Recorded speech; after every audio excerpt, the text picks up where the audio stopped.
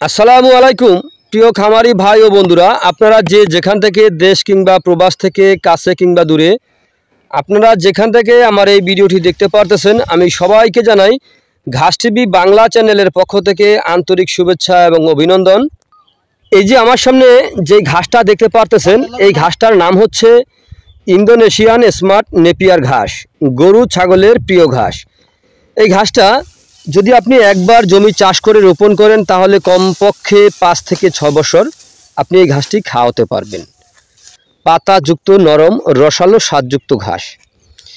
Indonesian smart Napier ঘাস গরু ছাগলকে খাওয়াতে কোনো প্রকার মেশিনের প্রয়োজন হয় না। এই ঘাসটা গোড়া থেকে কেটে দিলে সম্পূর্ণরূপে এই ঘাসটা খেয়ে থাকে।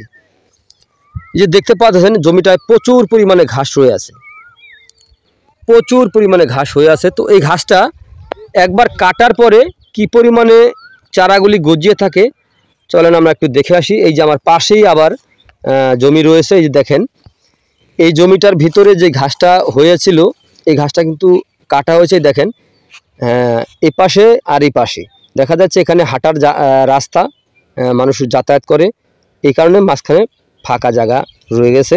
এই যে দেখেন এই ঘাসটা কিন্তু আমরা কেটেছি, কাটার পরে এই ঘাসটা কিন্তু এখন দেখেন প্রত্যেকটা ঝোপায় ঘাস কত সুন্দর করে ঘাস গজিয়ে আছে প্রত্যেকটা ঝোপায়।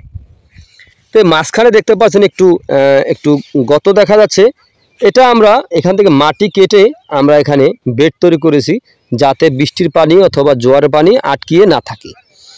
তো আমাদের এই জমিটা একটু নিচু জমি, দেখা যাচ্ছে এই ঘাস জোয়ারের পানি অথবা বৃষ্টির পানি হচ্ছে আবার আস্তে আস্তে চলে যায়, আপনি এরকম জমিতে এই ঘাসটা রোপণ করতে পারবেন। তো প্রিয় বন্ধুরা, যদি আপনারা এখনও ইন্দোনেশিয়ান স্মার্ট নেপিয়ার ঘাস যদি চাষ করে নাও থাকেন তাহলে আমি বলবো আপনারা অন্যান্য ঘাসের পাশাপাশি অবশ্যই এই ঘাসটা চাষ করবেন। এই দেখেন এই ঘাসটা কিন্তু গরু ছাগলকে খাওয়াতে কোনো প্রকার মেশিনের প্রয়োজন হয় না, গোড়া থেকে কেটে দিলে সম্পূর্ণরূপে এই ঘাসটা খেয়ে থাকে। তো এই ঘাস যদি চাষ করতে চান তাহলে জমি প্রস্তুত করার পূর্বেই ঘাসের কাটিংয়ের অর্ডার করবেন।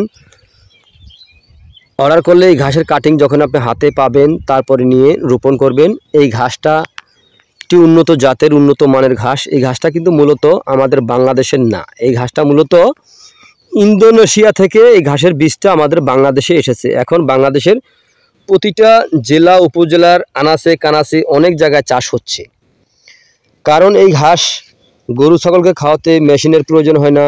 এই ঘাসটা নরম, এই ঘাস গরু ছাগলকে খাওয়ালে দুধ ও মাংস উভয় বৃদ্ধি হয়ে থাকে, দানাদার খাদ্যের চাহিদা অনেকটাই কমে যায়। তো আপনারা যে যেখান থেকে আমার এই ভিডিওটি দেখতে পারতেছেন, যদি আপনাদের কাছে আমার এই ভিডিওটি ভালো লেগে থাকে তাহলে আমার চ্যানেলটিকে সাবস্ক্রাইব করবেন। পরবর্তী ভিডিওগুলো দেখার আমন্ত্রণ রইল। তো সকলে ভালো থাকবেন, সুস্থ থাকবেন, আল্লাহ হাফেজ।